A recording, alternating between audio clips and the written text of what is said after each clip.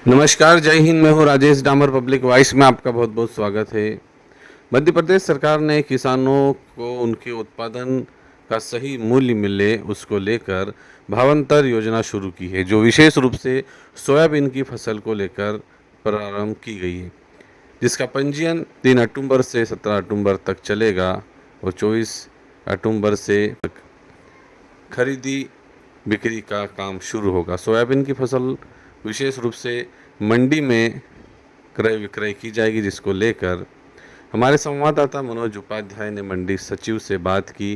किस प्रकार का नियम रहेगा, कैसे पंजीयन होगा, किस तरह से व्यापारी दुकान यहाँ पर लगा पाएंगे, क्या समय रहेगा, क्या मूल्य निर्धारित होगा, किस तरह के पैमाने पर ये योजना काम करेगी, सारी जानकारी आप जानिए इस विशेष खबर में हमारे साथ। नमस्कार दोस्तों, पब्लिक वॉइस में आपका स्वागत है। किसानों के लिए मध्य प्रदेश सरकार द्वारा भावांतर योजना का आयोजन किया जा रहा है। भावांतर योजना को लेकर प्रदेश की सभी मंडियों की क्या तैयारी, उसी के चलते हम थानला मंडी अधिकारी श्री सोलंकी जी के पास पहुंचे हैं और यहाँ पर भावांतर योजना को लेकर कृषि उपज मंडी द्वारा क्या क्या तैयारी की जा रही है एवं किसानों को क्या लाभ दिलाया जाएगा, हम जानते हैं हमारे यहाँ के सेक्रेटरी महोदय सोलंकी जी से। सर बताएं कि भावांतर योजना को लेकर आपकी यहाँ क्या तैयारी चल रही है। भावांतर योजना को लेकर यहाँ पे मंडी में संपूर्ण व्यवस्था की गई है। मतलब किसानों के लिए जल की व्यवस्था, भोजन भी 5 रुपये इसमें रहेगा और सीसीटीवी कैमरे निगरानी है, चेक पोस्ट की व्यवस्था की गई है। मतलब और जो भावांतर योजना का लाभ के लिए किसानों को 3 अक्टूबर से 17 अक्टूबर तक पंजीयन किया लेकर कई किसानों के फसल के अंदर अभी फसल चढ़ी हुई नहीं है, तो उसके लिए पटवारी और गिरदावर वापस फसल अभी चढ़ा रहे हैं या नहीं। वो राजस्व विभाग का मतलब कार्य मतलब उनके द्वारा जो भी है मतलब कार्य किया जा रहा है। हालांकि उपमंडी मेघनगर है, खवासा है, वहां पर अपनी क्या व्यवस्था है रहेगी, वहां के किसान यहाँ थानला आएंगे या वहीं पर व्यवस्था की जाएगी खरीद। उप मंडी मेघनगर का क्रय विक्रय मतलब उप मंडी मेघनगर में किया जाएगा और खवासा का खवासा में किया जाएगा। मतलब आपके थानला क्षेत्र के अंदर जितने भी व्यापारी लाइसेंसशुदा जो हैं वो मंडी में ही प्रांगण में बैठेंगे या वहां पर अपन खरीदी करेंगे वो। थानला मंडी क्षेत्र के व्यापारी मतलब थानला मंडी परिसर के अंदर ही क्रय विक्रय करेंगे। बाहर क्रय विक्रय करते गैर पाए जाते तो उनके विरुद्ध अनुशासन में जो भी कार्रवाई मंडिया में इनके तहत की जाएगी। कुल मिला के यह है कि उपमंडी खवासा एवं मेघनगर में भी जो व्यापारी है वो वहीं बैठेंगे और वहां पे अपनी जो कर्मचारी की ड्यूटी लगी रहेगी, उनकी सतत निगरानी में रहेंगे वो।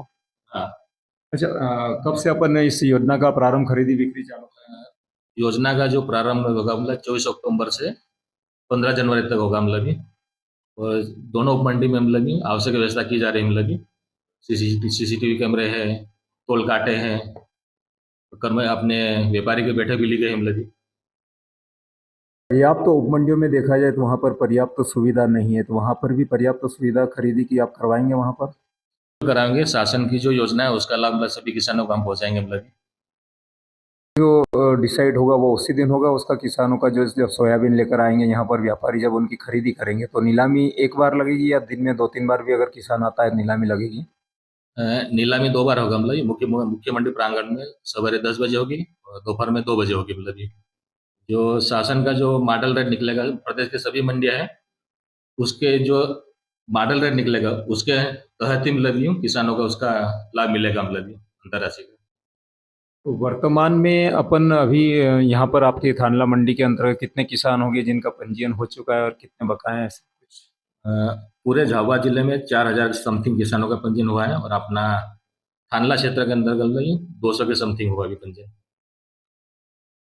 अच्छा, किसानों को प्रेरित किया जाएगा भावांतर योजना का लाभ दिलाने के लिए, क्योंकि कई भी किसानों को ये भी नहीं पता है कि भावांतर योजना क्या होती है और इसका लाभ कैसे मिलेगा।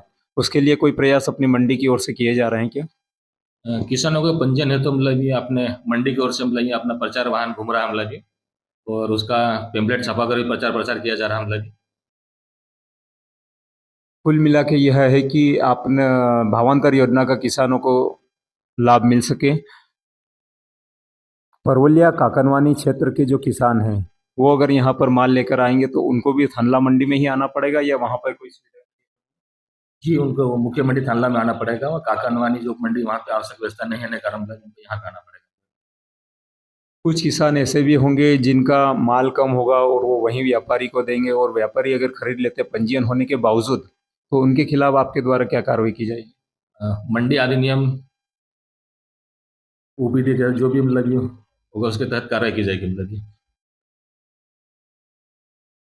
तो आप देख सकते हैं ये भावांतर योजना को लेकर हमने सेक्रेटरी साहब यहाँ के जो मंडी सचिव है उनसे मुलाकात की, और इनके द्वारा सभी मंडियों की तैयारी पूर्ण की जा चुकी है। उप मंडी मेघनगर एवं खवासा, वहाँ पे भी खरीदी बिक्री चालू होगी, और 24 तारीख से 15 जनवरी तक इनकी खरीदी चालू हो जाएगी, और बिल्कुल इनकी निगरानी में रहेंगे। और इनके द्वारा यह भी बताया गया है कि स्थानीय मंडी एवं उप मंडी में अगर व्यापारी नहीं बैठते हैं और अगर वह वहाँ पर उनके घर पर या उनके कार्यस्थल पर खरीदी करते हैं तो उनके खिलाफ एक्शन भी लिया जाएगा, कार्रवाई भी की जाएगी।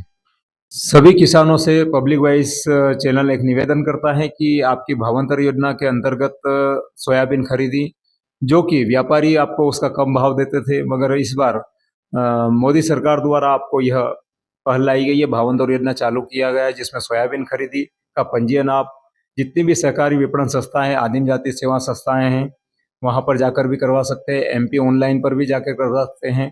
कियोस्क बैंकिंग सेंटर सीएससी के माध्यम से आप वहां पे भी करवा सकते हैं।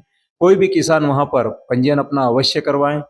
पंजीयन के लिए खाता खसरा नकल एवं बैंक पासबुक, साथ ही समग्र आईडी आप लेकर जाएं, जिससे आपको योजना का लाभ मिल सके। और किसी को भी अगर कुछ प्रॉब्लम होती है, कुछ दिक्कत आती है, तो यहाँ पर स्थानीय मंडी अधिकारी से संपर्क कर सकते हैं। अगर कोई व्यापारी अगर वहां पर जबरन अगर माल खरीदता है तो उसके विरुद्ध भी कार्रवाई की जाएगी।